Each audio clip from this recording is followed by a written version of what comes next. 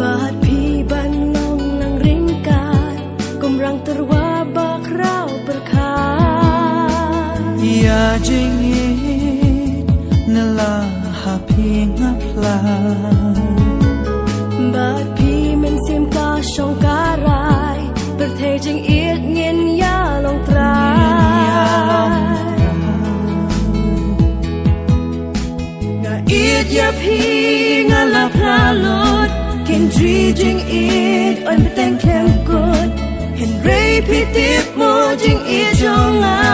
Nga da it ya pi Nga it shisha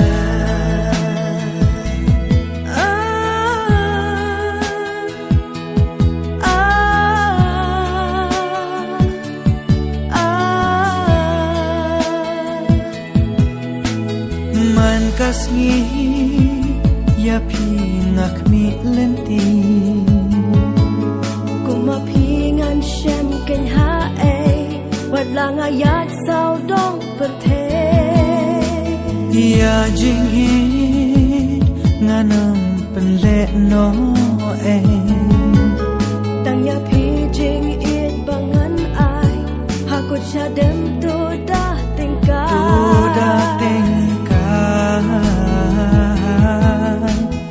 It ya pi nga lap lalot Ken dri jing it on beteng kem good Hen rei pi tip mo jing it jonga Nga da it ya pi Nga it shisha